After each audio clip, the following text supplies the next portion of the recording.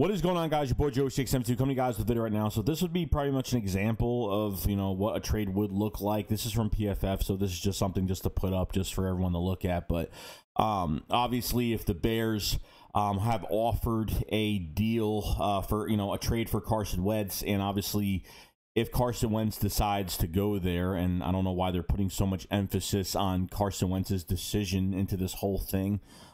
If the Bears actually offer the first-round pick, I would definitely take it, obviously. But if the Eagles are just being blind and they're saying, well, it's all up to Wentz at the end of the day, then I don't know what this franchise is doing as of right now. So for what it looks like, it could be that if Carson would rather be with Frank Reich with the Colts, then he could go to the Indianapolis Colts. But the Colts could offer two picks, a second-round pick for this year and a third-round pick for the year after, if that's the case. And guys, we have to face the facts that we're probably not going to get a first-round pick for Carson Wentz. Like I said, the more the days roll on here, the more days that pass by, the worse this is going to get. This is not going to get better, okay? Other teams, the teams are going to have leverage over us more than we have leverage over them the longer these days roll by. I think the Eagles just need to get what they need from teams. If this was 2017 going into 2018 season, this would be a whole different conversation. But from Carson Wentz's play, this front office's bad play of the whole offseason until the middle of the season, and the bad coaching and play calling from Doug Peterson, and just Carson Wentz not helping his own argument for his play in 2020 is not helping this whole situation whatsoever. Am I going to be happy if the Eagles get a second-round pick for this year and a third-round pick for next year in 2022? I won't be happy about it, but it is what it is. Like, what are you really taking? What are you selling from this Carson Wentz trade? What are you selling? You're selling that he's got this talent that's inside him that didn't come out last year, 2020. That's what you're trying to sell to teams to take him off your roster.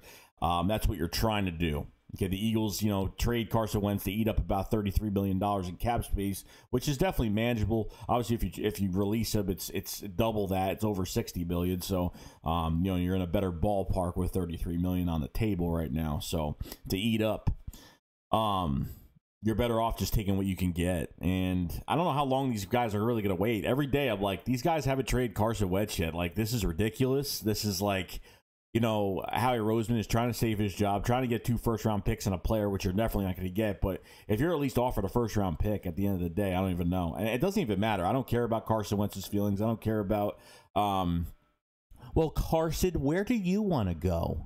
I'm not into that. Carson Wentz is we shouldn't be putting Carson Wentz's feelings in front of what we want to trade. Obviously, if you want to give him an opinion, like, hey, where do you think you want to go? We'll try to work it out. But I'm saying to the point where don't put 100% full stock into where Wentz and his feelings are and where he wants to go mentally, okay, and where his emotions are taking him. Obviously, with 2 teams like the Bears and the Colts, you got, you have Frank Reich with the Colts that, obviously worked with Carson Wentz at 17 and did a really good job. And then John DeFilippo with the Bears, passing game coordinator and the quarterbacks coach. And both guys worked with him very closely in 2017. I'm tired of talking about 2017. That's when Carson Wentz is gone, we won't have to talk about 2017 anymore. I mean, you'll have Eagles fans that follow Carson Wentz on Twitter and say, look, he's balling out, guys. We should have kept him. And then we'll be like, oh, well, too bad, because mentally he was done in Philadelphia. And, all of it's not his fault. Most of it is the front office's fault, Doug's fault. But at the end of the day, Carson Wentz is on the field throwing the ball and has been looking that bad and hasn't took anything as a challenge at all.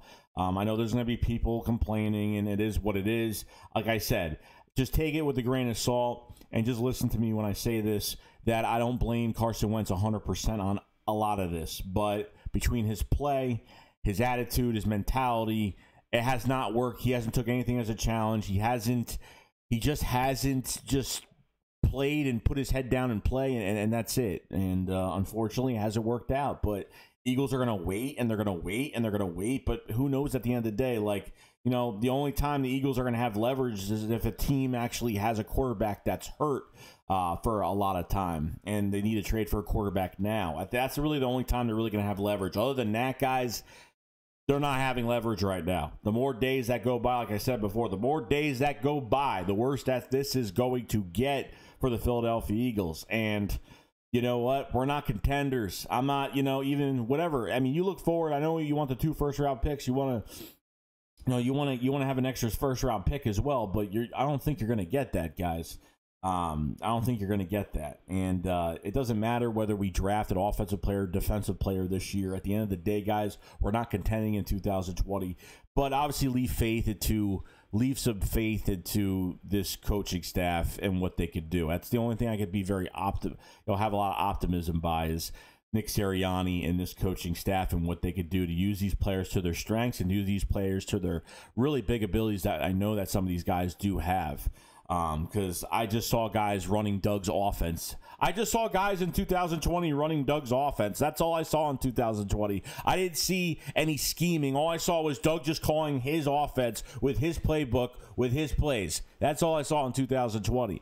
So at the end of the day, get what you can for Carson Wentz and just get this done and over with. I want to move on from this. I want this to be over.